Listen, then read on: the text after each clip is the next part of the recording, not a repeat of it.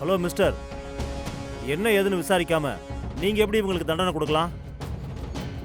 இவங்களுக்கு யாருக்காவது ஏதாவது ஆச்சுன்னா உங்க மொத்த பேரை தூக்கி உள்ள போட்டுருவோம், பாத்துக்கோங்க. சார், இது எங்க ஊர் பஞ்சாயத்தோட தீர்ப்பு.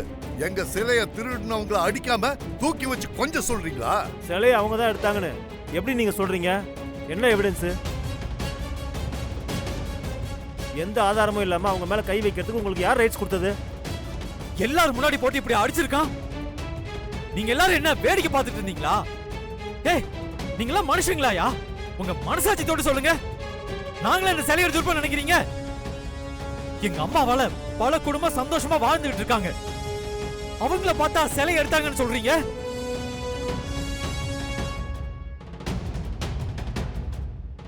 இந்த ஊர் நல்லா இருக்கணும், திருவிழா நல்லா நடக்கணும்னு ஆசை ஆசையா வந்து எங்க அம்மாவை இப்படி அசிங்கப்படுத்திட்டீங்களா? இதுக்கெல்லாம் நீங்க நிச்சயமா பதில் சொல்லி ஆகணும். தம்பி, ரொம்ப நடிக்காதீங்க. நீங்க தான் சிலைய திருடுனீங்கன்னு ஆத்தாவே வந்து சொல்லிட்டா. ஓ, அப்படியா? ஆனா உண்மையிலேயே யார் சிலைய திருடினாங்கன்னு இப்ப போலீஸ் சொல்லுவாங்க. ஐயா, கோவில்ல பூட்டி கிடக்கிற அந்த பழமையான ரூமை ஓபன் பண்ணணும்.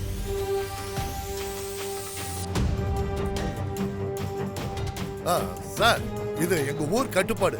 அந்த ரூமை இது வரைக்கும் யாரும் திறக்கல, திறக்கவும் விட மாட்டோம். அந்த ரூமை திறந்தா அது பெரிய தெய்வ குத்தம் ஆயிடும். அப்புறம் ஊருக்கு பெரிய பிரச்சனை வந்துடும் சார். யாருக்கு பிரச்சனை வரும்னு இப்ப தெரிஞ்சிடும். இத பாருங்க, கோர்ட் ஆர்டர். அந்த ரூமை ஓபன் பண்ணியே ஆகணும். யாராவது அதை தடுத்தா அவங்களையும் சேர்த்து அரெஸ்ட் பண்ணுவோம்.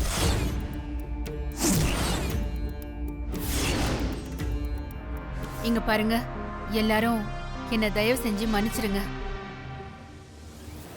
உங்க நம்பிக்கையெல்லாம் பொய்யாக்கிறதுக்காக நான் அந்த ரூம் கதவை திறக்கணும்னு சொல்லல. அந்த ரூம்குள்ளதான் பல மர்மங்கள் ஒளிஞ்சிருக்கு. அதை திறந்தாதான் எல்லா உண்மையும் வெளியே வரும்.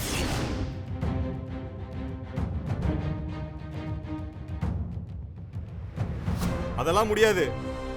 நீங்க போலீஸோட வந்தாலும் சரி, ராணுவத்தோட வந்தாலும் சரி, அந்த அறை கதவை நாங்க திறக்க விட மாட்டோம். அந்த கதவை திறந்தா பெரிய தெய்வ குத்தமாயிரும். ஆமா, அந்த அறைக்குள்ள என்ன இருக்குன்னு இது வரைக்கும் யாருக்குமே தெரியாது. அது எங்க ஊரு கட்டுப்பாடு. கண்டிப்பா திறக்கவே விட மாட்டோம். ஏங்க, இங்க பாருங்க, அந்த கதவை திறக்கிறதுக்கு ஆர்டர் இருக்கு. நீங்க சம்மதிச்சாலும் சம்மதிக்கலனாலும் கண்டிப்பா நாங்க திறப்போம். எங்க எங்களை மீறி அந்த கதவுல கை வைங்க பாப்போம். அப்புறம் நடக்கிறத வேற பாத்துக்கோங்க. நிறுத்துங்க.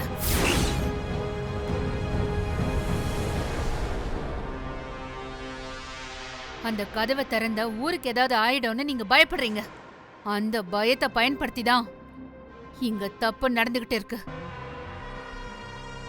நான் நிச்சயமா சொல்றேன், காணாம போன அம்மன் சிலை அந்த அறைக்குள்ளதான் இருக்கு.